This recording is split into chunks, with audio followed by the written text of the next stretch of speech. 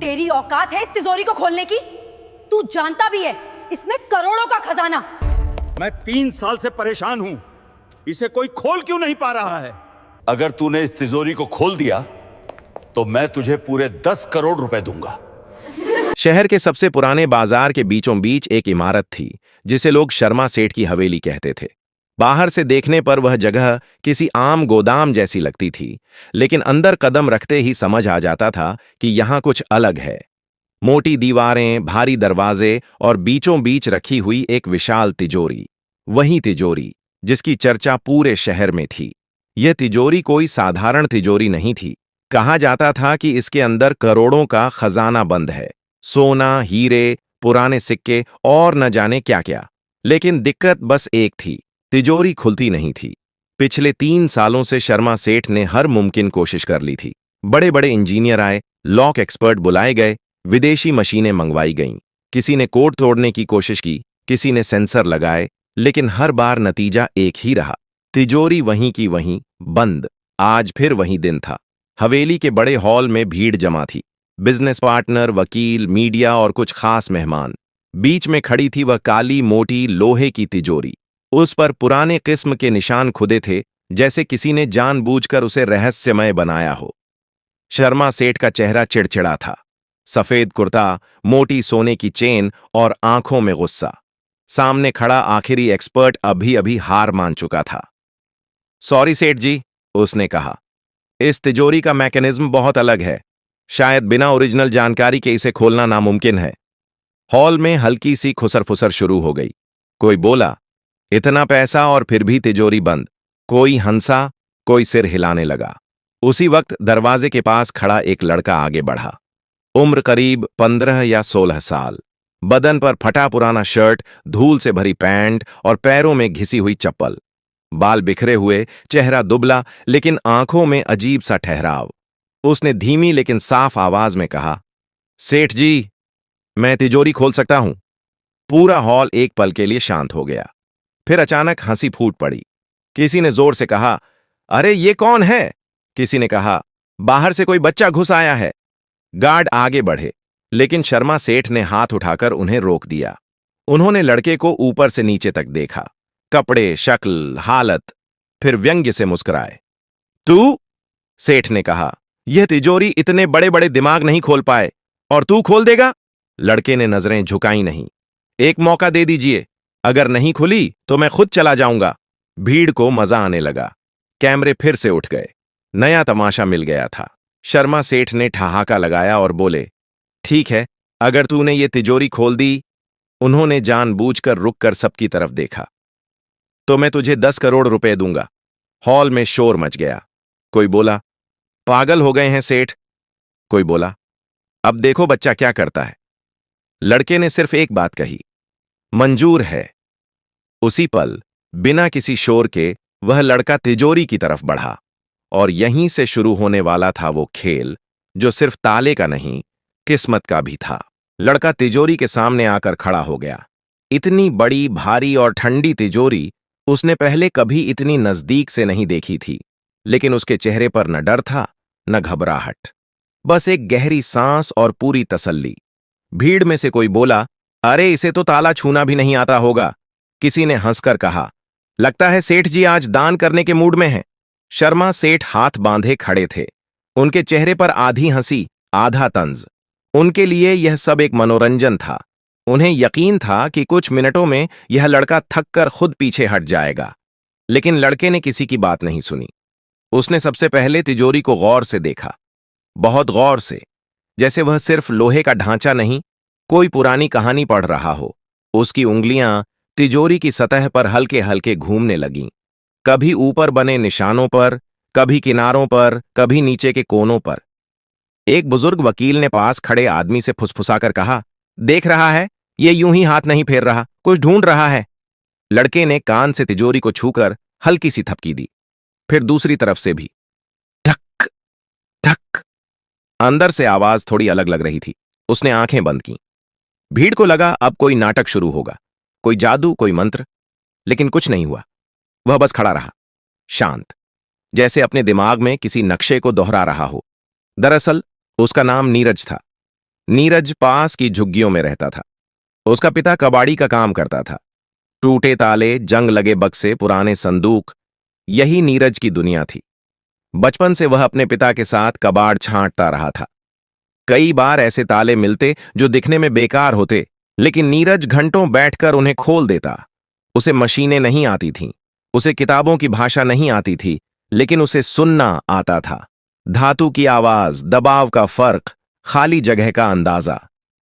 नीरज ने तिजोरी के दाईं ओर बने एक छोटे से उभार पर उंगली रखी। वहां कोई बटन नहीं था, बस थोड़ा सा फर्क। उसने वहां हल्का दबाव डाला, फिर छोड़ा। कुछ नहीं हुआ।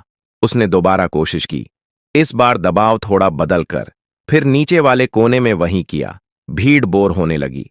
एक रिपोर्टर बोला, लगता है खत्म हो गया शो। लेकिन तभी नीरज रुक गया। उसने सिर थोड़ा तिरछा किया, जैसे किसी हल्की आवाज को पकड़ लिया हो। फिर उसने दोनों हाथ तिजोरी पर रखे, एक ऊपर एक नीचे। धीरे धीरे दबाव बढ़ाया। क्लिक। बहुत हल्की आवाज, इतनी हल्की कि आधे लोग सुन ही नहीं पाए। लेकिन नीरज के चेहरे पर हल्की सी मुस्कान आ गई। शर्मा सेठ सीधा हो गए। ये आवाज, उन्होंने खुद से कहा। नीरज ने आंखें खोल दी। अभी तिजोरी नहीं खुली थी, लेकिन कुछ जाग चुका था। और यह तो बस शुरुआत थी। क्लिक की वह आवाज छोटी थी, लेकिन असर बड़ा। शर्मा सेठ की आंखें अब तिजोरी से हट नहीं रही थीं। जो लोग अभी तक हंस रहे थे, वे भी चुप हो गए। हॉल में अजीब सा सन्नाटा फैल गया, जैसे किसी ने हवा रोक दी हो। नीरज ने हाथ पीछे नहीं खींचे। उसे पता था कि यह ताला एक झटके में नहीं खुलने वाला। यह उन तालों में से था जो ताकत नहीं, धैर्य पहचानते हैं। उसने फिर से तिजोरी को थपथपाया। इस बार अलग जगह। धक धक। एक तरफ से आवाज भारी थी, दूसरी तरफ खोखली। उसके माथे पर पसीने की हल्की बूंदें आ गईं। कपड़े पुराने थे, लेकिन उसकी हर हरकत बेहद नपी तुली थी, जैसे वह कोई अंदाजा नहीं लगा रहा, बल्कि किसी याद को फॉलो कर रहा हो। भीड़ में से एक इंजीनियर बुदबुदाया, यह लड़का प्रेशर पॉइंट्स ढूंढ रहा है। नीरज ने तिजोरी के नीचे झुककर देखा। वहां कोई ताला नहीं था, कोई लीवर नहीं, लेकिन धातु की बनावट थोड़ी अलग थी। उसने उंगलियों से वहां हल्का घुमावदार दबाव दिया। कुछ नहीं हुआ। उसने सांस छोड़ी, फिर दोबारा कोशिश की। इस बार पहले से थोड़ा धीमा। अंदर से फिर वही आवाज आई, गुड। अब यह आवाज साफ थी। शर्मा सेठ अनजाने में आगे बढ़ाए। रुको, उन्होंने कहा, कोई मशीन तो चाहिए हो, बता दें। नीरज ने बिना पलटे कहा, नहीं सेठ जी, मशीन उलझा देती है। यह तिजोरी सीधे हाथ से बात करती है। कई लोग चौंक गए। सीधे हाथ से बात करती है? नीरज ने तिजोरी के सामने खड़े होकर आंखें बंद कीं। उसने दोनों हथेलियां तिजोरी पर रखीं, जैसे कोई डॉक्टर मरीज की धड़कन सुनता है। कुछ सेकंड तक वह बिल्कुल स्थिर रहा। फिर उसने बाएं हाथ से ऊपर के हिस्से पर दबाव दिया और दाएं हाथ से नीचे की ओर हल्का सा स्लाइड किया। क्लिक। फिर एक और क्लिक। अब आवाजें साफ थीं। हॉल में खड़े कैमरे फिर से चालू हो गए। रिपोर्टर फुसफुसाने लगे, कुछ हो रहा है। यह बच्चा सच में कुछ कर रहा है। नीरज के दिमाग में उसके पिता की आवाज गूंज रही थी, हर ताला जल्दी नहीं खुलता बेटा, पहले उसे समझना पड़ता है। उसने तिजोरी के किनारे पर उभरे एक बेहद छोटे निशान पर उंगली रखी। यह निशान जंग जैसा लगता था, लेकिन असल में वह जानबूझकर बनाया गया था। उसने वहां दबाव डाला, धीरे, लगातार।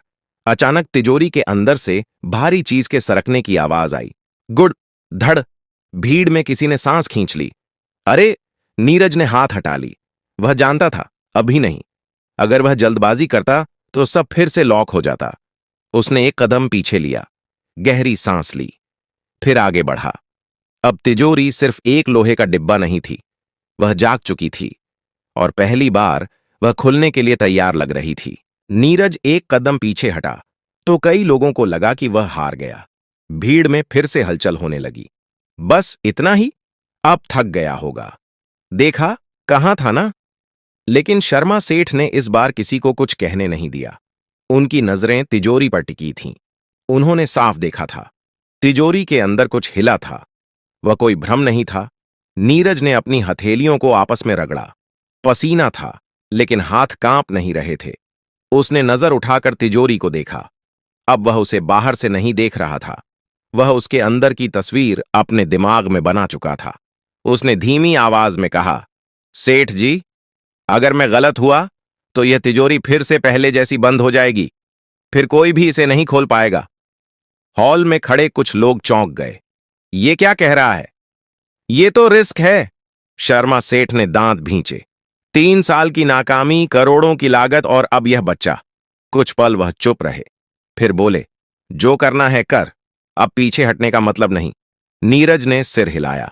उसने तिजोरी के बाईं तरफ नीचे बैठकर कान लगाया। इस बार उसने थपकी नहीं दी, बस सुना। पूरा हॉल खामोश था, इतना कि किसी के गले से पानी निगलने की आवाज भी तेज लग रही थी। नीरज को अंदर से हल्की सी धातु की कंपन महसूस हुई। यह वही कंपन थी जो उसे कबाड़ में मिले पुराने संदूकों में महसूस होती थी। फर्क बस इतना था कि यह तिजोरी कई गुना ज्यादा जटिल थी। उसने दाएं हाथ की 2 उंगलियां एक साथ ऊपर के कोने पर रखीं, बाएं हाथ की हथेली नीचे वाले हिस्से पर। धीरे धीरे दबाव बढ़ाया, फिर अचानक दोनों हाथों का दबाव एक साथ छोड़ दिया। क्लैक। इस बार आवाज साफ और तेज थी। भीड़ में किसी ने जोर से कहा, अरे ये तो सच में खुल रही है। नीरज ने समय बर्बाद नहीं किया। उसने तुरंत तिजोरी के बीच वाले हिस्से पर हाथ रखा और हल्का सा घुमाव दिया। यह घुमाव इतना छोटा था कि कैमरे भी ठीक से पकड़ नहीं पाए, लेकिन असर बड़ा था। तिजोरी के अंदर जैसे कुछ सेट हो गया हो। अब आवाजें बिखरी हुई नहीं थीं, विक्रम में थीं। गुड, क्लिक, धक। शर्मा सेठ का चेहरा सफेद पड़ने लगा। उन्होंने जिंदगी में बहुत कुछ देखा था, लेकिन यह पहली बार था जब उनका शक डर में बदल रहा था। नीरज के दिमाग में एक ही बात चल रही थी, जल्दी नहीं, अगर जल्दी की तो सब खत्म। उसने आखिरी बार तिजोरी के सामने खड़े होकर दोनों हाथ रखे, आंखें बंद कीं, सांस रोकी और बहुत हल्के से, जैसे किसी सोए हुए बच्चे को जगाते हैं, उसने दबाव डाला। अचानक तिजोरी का ऊपरी हिस्सा 1 इंच बाहर की ओर सरक गया। पूरा हॉल सन्न रह गया।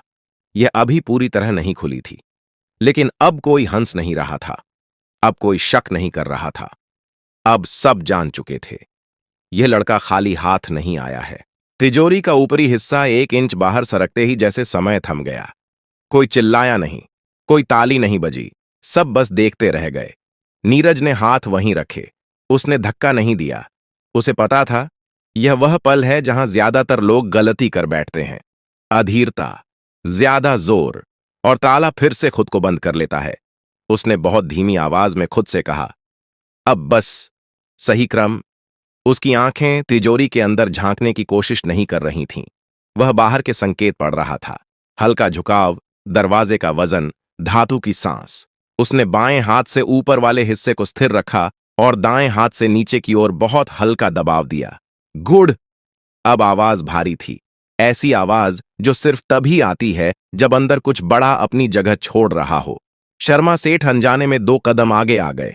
उनका गला सूख चुका था। खुल रही है, उनके मुंह से अपने आप निकल गया। नीरज ने आखिरी बार नीचे की ओर उंगली घुमाई, बस आधा घेरा, उसे ज्यादा नहीं। क्लैक। इस बार आवाज ने कोई शक नहीं छोड़ा। तिजोरी का दरवाजा अपने आप आगे की ओर झुक गया। 1 सेकंड, 2 सेकंड, फिर भारी लोहे का दरवाजा पूरी तरह खुल गया। पूरा हॉल जैसे फट पड़ा। खुल गई! अरे ये तो खुल गई! ये बच्चा कर दिखाया! कैमरे चमकने लगे, लोग आगे बढ़ने लगे, लेकिन गार्ड्स ने तुरंत रोक लिया। शर्मा सेठ खुद तिजोरी के सामने पहुंचे। उनके हाथ कांप रहे थे। तिजोरी के अंदर का नजारा किसी ने सोचा भी नहीं था। अंदर सोने की ईंटें थीं, हीरों से भरे लकड़ी के बक्से, पुराने जमाने के सिक्कों की थैलियां, और नीचे मखमली कपड़े में लिपटी हुई मोटी मोटी ज्वेलरी। करोड़ों नहीं, दर्जनों करोड़। हॉल में किसी की आवाज नहीं निकल रही थी। कुछ लोग अविश्वास में सिर हिला रहे थे, कुछ की आंखें चमक रही थीं। शर्मा सेठ ने धीरे से एक ईंट उठाई। वजन असली था, चमक असली थी। उन्होंने नीरज की तरफ देखा, वही फटे कपड़े, वही शांत आंखें। तू, उनकी आवाज भर्रा गई। तू कौन है बेटा? नीरज ने सिर झुका लिया। नीरज, कबाड़ी का बेटा। सेठ कुछ पल चुप रहे, फिर उन्होंने जेब से रूमाल निकाला, माथा पोंछा और गहरी सांस ली। मैंने कहा था, उन्होंने सबके सामने कहा, अगर तू तिजोरी खोल देगा तो मैं तुझे 10 करोड़ दूंगा। हॉल में फिर से शोर उठा। क्या सच में देगा? अब देखो क्या होता है। शर्मा सेठ ने हाथ उठाकर सबको चुप कराया। उन्होंने अपने मैनेजर की तरफ देखा। अभी यहीं सबके सामने नीरज के पिता, जो भीड़ के पीछे खड़े थे, अब तक कुछ समझ ही नहीं पाए थे। उनके पैरों से जैसे जमीन खिसक गई हो। लेकिन नीरज की नजर तिजोरी पर नहीं थी। उसकी नजर उस दरवाजे पर थी जो आज सिर्फ लोहे का नहीं, उसकी किस्मत का भी ताला खोल चुका था। और यह कहानी अभी खत्म नहीं हुई थी। हॉल में शोर अब काबू से बाहर होने लगा था। कोई फोन पर बात कर रहा था, कोई वीडियो लाइव कर चुका था। खजाना मिल गया कि खबर आग की तरह फैलने लगी थी। शर्मा सेठ ने अपने पर्सनल मैनेजर को इशारा किया, लीगल टीम बुलाओ, अकाउंट्स तैयार रखो। मैनेजर हड़बड़ाकर फोन लगाने लगा। नीरज अब भी वहीं खड़ा था। न उसके चेहरे पर लालच था, न जीत की खुशी, जैसे उसने कोई सौदा नहीं, सिर्फ अपना काम पूरा किया हो। शर्मा सेठ उसके पास आए। पहली बार उनकी आवाज में सख्ती नहीं थी। तू जानता है 10 करोड़ क्या होते हैं? नीरज ने सिर हिलाया। इतना कि मेरे पिता जिंदगी भर कबाड़ उठाकर भी नहीं कमा पाएंगे। भीड़ में खड़े कुछ लोग असहज हो गए। ये बच्चा सीधा बोल रहा था। सेठ कुछ पल उसे देखते रहे, फिर बोले, तो फिर भी तू डर नहीं रहा? नीरज ने जवाब दिया, डर तब लगता है जब ताला समझ ना आए। सेठ हल्का सा मुस्कुराए। शायद पहली बार किसी ने उन्हें ऐसा जवाब दिया था। तभी नीरज के पिता आगे आए। उनका नाम रामदीन था, कपड़े और भी ज्यादा पुराने, आंखों में घबराहट। सेठ जी, उनकी आवाज कांप रही थी। लड़का बच्चा है, अगर कोई गलती हो गई हो तो। शर्मा सेठ ने उन्हें रोक दिया। गलती? इसने मुझे 3 साल का सिरदर्द खत्म कर दिया। उसी वक्त लीगल टीम पहुंच गई। कागज खुले। कैमरों के सामने सब कुछ साफ साफ हो रहा था। सेठ ने ऊंची आवाज में कहा, सब लोग सुन लें, मैंने वादा किया था और शर्मा सेठ अपना वादा तोड़ता नहीं। एक कागज आगे बढ़ाया गया। नीरज का नाम पूछा गया, उम्र लिखी गई, गार्जियन के तौर पर पिता का नाम। नीरज के हाथ में पेन दिया गया। उसने कभी इतने कागज नहीं देखे थे, लेकिन उसने बिना हिचक दस्तखत कर दिए। भीड़ में किसी ने कहा, अब ये लड़का बदल जाएगा। नीरज ने वह बात सुन ली। उसने सिर उठाकर कहा, मैं नहीं बदलूंगा, हालात बदलेंगे। शर्मा सेठ ने चेक आगे बढ़ाया। 10 करोड़। रामदीन के हाथ कांपने लगे। वह बैठने ही वाले थे कि नीरज ने उन्हें थाम लिया। सेठ ने चेक नीरज को नहीं, उसके पिता को दिया। इसे संभाल कर रखना, बेटा समझदार है लेकिन दुनिया नहीं। उस पल नीरज ने पहली बार तिजोरी से नजर हटाकर लोगों की तरफ देखा। वही लोग जो कुछ देर पहले हंस रहे थे, अब कोई हंस नहीं रहा था। लेकिन कहानी यहीं खत्म नहीं होनी थी, क्योंकि जिस ताले ने 10 करोड़ दिलाए थे, उसके पीछे की कहानी अब बाहर आने वाली थी। और कई लोगों को यह बात पसंद नहीं आने वाली थी। चेक हाथ में आते ही मामला खत्म नहीं हुआ। असल में वहीं से असली हलचल शुरू हुई। शर्मा सेठ की लीगल टीम अभी कागज समेट ही रही थी कि हॉल के कोने से एक सख्त आवाज आई, 1 मिनट, यह इतना आसान नहीं है। सबकी नजरें पलट गईं। वह व्यक्ति ग्रे सूट में था, चेहरे पर सरकारी ठहराव। उसके साथ 2 और लोग थे जिनके गले में पहचान पत्र लटक रहे थे। मैं इनकम टैक्स डिपार्टमेंट से हूं, उसने कहा, और यह खजाना निजी नहीं, जांच का विषय है। हॉल में फिर सन्नाटा छा गया। शर्मा सेठ का चेहरा कड़ा हो गया। यह तिजोरी मेरी है, मेरे गोदाम से निकली है। अधिकारी ने फाइल खोली। तिजोरी आपकी हो सकती है, लेकिन इसके अंदर का खजाना, यह तय होना बाकी है कि यह कहां से आया।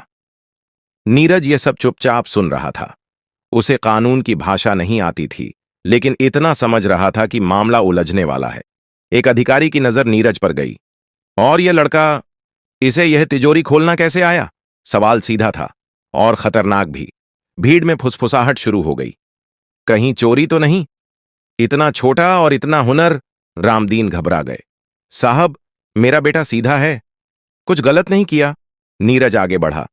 मैंने तिजोरी नहीं चुराई, मैंने बस उसे खोला। कैसे? अधिकारी ने पूछा। नीरज ने एक पल सोचा, फिर बोला, मेरे पिता कबाड़ उठाते हैं, पुराने ताले, संदूक, पेटियां, मैं उन्हें खोलता था। कुछ ताले ताकत से नहीं, सही जगह छूने से खुलते हैं। यह भी वैसा ही था। एक सीनियर अफसर जो अब तक चुप था, उसने तिजोरी को गौर से देखा। यह लॉक सिस्टम, यह इंडस्ट्रियल नहीं है, यह हाथ से बनाया गया है, पुराना है। उसने नीरज की तरफ देखा। तूने मशीन नहीं इस्तेमाल की, यह बात हमारे लिए अहम है। शर्मा सेठ ने तुरंत कहा, जो भी जांच करनी हो करो, लेकिन मेरा वादा। अधिकारी ने हाथ उठाया। वादा रहेगा, लेकिन इस लड़के को हम नजरअंदाज नहीं कर सकते। नीरज को पहली बार हल्का डर लगा। ताला खोलना आसान था, सिस्टम समझना नहीं। लेकिन तभी वही सीनियर अफसर आगे 3 आया और बोला, डर मत, तुझ पर कोई आरोप नहीं है, बल्कि हमें तेरी जरूरत पड़ सकती है। किस लिए? नीरज ने पूछा। अफसर ने तिजोरी के अंदर रखी एक खास लकड़ी की पेटी की तरफ इशारा किया। देश में ऐसी और भी तिजोरियां हैं, बंद, अनसुलझी और शायद खतरनाक भी। नीरज समझ गया, यह सिर्फ पैसे की कहानी नहीं थी, यह हुनर की कहानी थी, और अब उसका हुनर सबके सामने आ चुका था।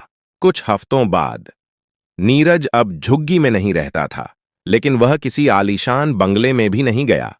सरकार ने उसके पिता को सम्मान के साथ घर दिलवाया। नीरज को एक टेक्निकल इंस्टीट्यूट में दाखिला मिला। वहां किताबें थीं, मशीनें थीं, लेकिन सबसे जरूरी चीज थी सम्मान। शर्मा सेठ ने 10 करोड़ का वादा पूरा किया, पूरा, कानूनी, साफ, सबके सामने।